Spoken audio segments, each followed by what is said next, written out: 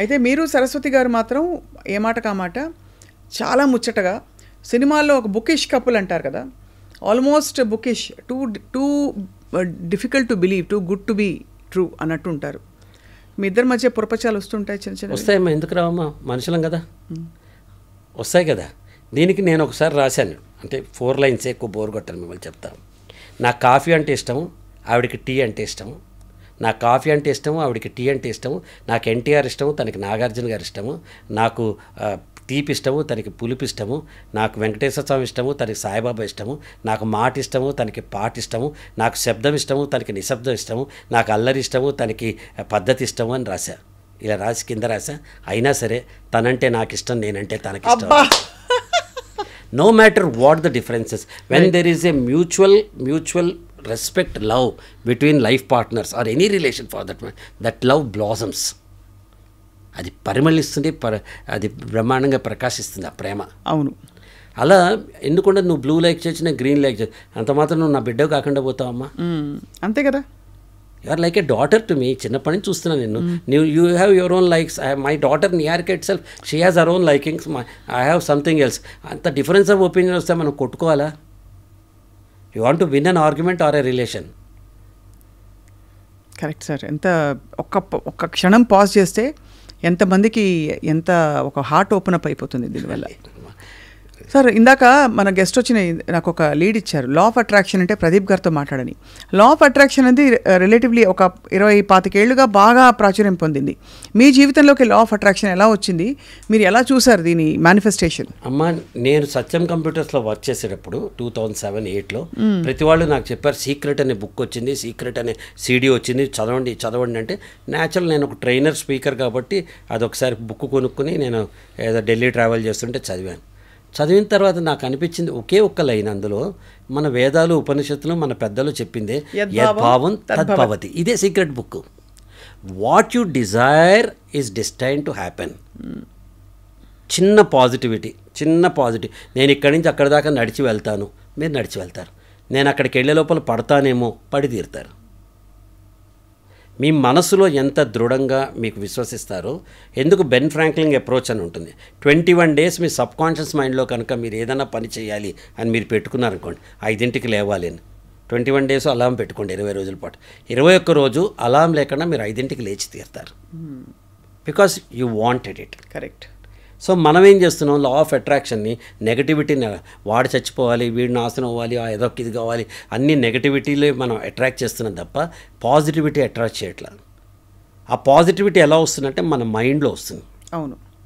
ఒక బ్రహ్మకుమారి ఆవిడ ఒకసారి చెప్పారన్నమాట, ఒకప్పుడు రాముడు అయోధ్యలో ఉండేవాడు, రావణాసుడు ఎక్కడో లంకలో ఉండేవాడు దూరంగా. కొంతకాలానికి కృష్ణుడు కంసుడు ఒకే ఇంట్లో ఉన్నాడు, దుర్యోధనుడు ధర్మరాజు ఒకే ఇంట్లో ఉన్నారు. ఇప్పుడు మనం ఒంట్లోనే ఉన్నారు ఇద్దరు. మనలోనే పాజిటివిటీ ఉంది, మనలోనే నెగిటివ్ ఉంది. ఏమ్మా స్వప్న భావన, స్వప్న భావన అని 2 మనకి షేడ్స్ వస్తున్నాయి. ఇలాంటి టైంలో నువ్వేం చేయాలంటే నీ ప్లేట్ని ఎంత క్లియర్గా పెట్టుకోవాలంటే అంత క్లియర్గా పెట్టుకోవాలి. ఒక అరటిపండు తింటాం, మీరు కింద పడేశారనుకోండి, వెండి పళ్ళలో పడితే ఏం తేడా రాదు, మనం తీసుకు తింటాం. చెత్తబుట్టలో పడితే మనకి పనికిరాదు. నీ బ్రెయిన్ వెండి పళ్ళల్లో ఉంటే అరటిపండు అనే అవకాశం, ఒక పాజిటివ్ థాట్ నీకు పనికి వస్తుంది. నీ బ్రెయిన్ చెత్తబుట్టలో ఉంటే ఎంత మంచి అవకాశం వచ్చినా వేస్ట్ అయిపోతుంది. So law of attraction is, please know what you want, right it. How do you know what you want? TDC, thinking, doing, communicating. 3 dimensions of leadership, 3D leadership. మనం థింకింగ్ డైమెన్షన్కి ఎవడో ఇయ్యం, doing డైమెన్షన్కే మనం వెళ్తాం. కట్టప్ప బాహుబలిని ఎందుకు చంపాడో మనందరికీ suspense, Rajamouli గారికి కాదు కదా, ఆయన థింకింగ్ కాబట్టి. ఆయన ఆల్రెడీ కథ అనుకున్నాడు కదా. మనం కూడా థింకింగ్ డైమెన్షన్ కొంత టైం కేటాయించుకోవాలి. ఇది మెయిన్ సార్, మోస్ట్ యూస్ఫుల్ ఇది. బికాస్ మనకి ఏం కావాలో తెలిస్తే అంత పెద్ద ప్రాబ్లం ఉండదని నాకు అర్థమవుతుంది. కానీ ఏం కావాలో తెలుసుకోవడం ఒక పెద్ద అన్వేషణ. చిన్న ఎగ్జాంపుల్, అందరికీ అర్థమయ్యే ఎగ్జాంపుల్ చెప్తా, ఎందుకంటే డిఫరెంట్ లెవెల్స్ ఆఫ్ ఆడియన్స్ ఉంటారు కాబట్టి చెప్తా. హోటల్కి వెళ్ళి నువ్వు ఎంత క్లియర్గా ఉంటావు, నా పెసరట్టు కావాలి, పాస్తా కావాలి, లేకపోతే పిజ్జా కావాలి, ఇంత క్లియర్గా ఉంటావు కదా. నీ ఫ్యూచర్ ఏంటో నువ్వు ఎప్పుడైనా ఆర్డర్ చేసుకున్నా? But I have read somewhere sir, correct me if I'm wrong, imagine life beautiful and perfect. Page తిరగేస్తే, now understand that the ease has imagined it much more beautiful and much more perfect than you have. అనే ఒక philosophy కూడా నాకు చాలా నన్ను ఆకట్టుకుంది. మనం ఆలోచిస్తే మానవ నిమిత్తంగా లిమిటెడ్గా ఆలోచిస్తాం కదా. మేబీ భగవంతుడు మన రెడీనెస్లో ఉండడం తప్ప మనం ఏం చేయగలుగుతాం? నేను ఒప్పుకోనమ్మా. ఒప్పుకోరా సార్? నేను ఒప్పుకో. ఓకే, భగవంతుడు అక్కడే ఉంటాడు. పొద్దునే లేచి పులి అంటుంది నాకు ఆకలేస్తోంది, నాకు జింకని ఆహారంగా ఇయ్యి అంటుంది. జింక లేచి భగవంతుడా నేను ఇవాళ పులికి ఆహారం కాకుండా కాపాడు అంటుంది. భగవంతుడు ఎవరిని నమ్ముతాడు? పులికి హెల్ప్ చేస్తే జింక చచ్చిపోతుంది, జింక హెల్ప్ చేస్తే పులి మాడిపోతుంది. నిమిత్త మాత్రుడు మాత్రమే భగవంతుడు. మన కాళ్ళలో సత్తు తెచ్చుకుని పులికి దొరకకుండా మనం పరిగెత్తాలి, మన కాళ్ళలో సత్తు తెచ్చుకుని జింక కావాల్సిన విధంగా మనం పరిగెత్తాలి. సో మీరు నెరేటివ్ని కంప్లీట్గా ఆపోజిట్ చేశారు, which is very interesting, very very interesting. అంటే నేనేం చెప్తున్నానంటే అమ్మా, భగవంతుడు ఉన్నాడు, మనకంటే పైన సూపర్ పవర్ భగవంతుడు ఉన్నాడు కాబట్టే మనం ఇట్లా చేయగలుగుతున్నాం. భగవంతుడు లేకపోతే మనం చేయలేం. కానీ ఆ భగవంతుడికి ఈ జన్మకి ఒక రీజన్ ఉంటుంది, ఒక పర్పస్ ఆఫ్ అవర్ బిజినెస్ ఉన్నట్టు పర్పస్ ఆఫ్ ఏ లైఫ్ ఉంటుంది. ఆ పర్పస్ని మనం అర్థం చేసుకోవట్లా. అది కరెక్ట్. ఆ పర్పస్ నేనైతే అర్థం చేసుకున్నానమ్మా. నా పర్పస్ ఏంటంటే 10 మందికి ఆనందం. నన్ను చూస్తారు ఎవడో అంతేగా అంటాడు, నవ్వుతారు.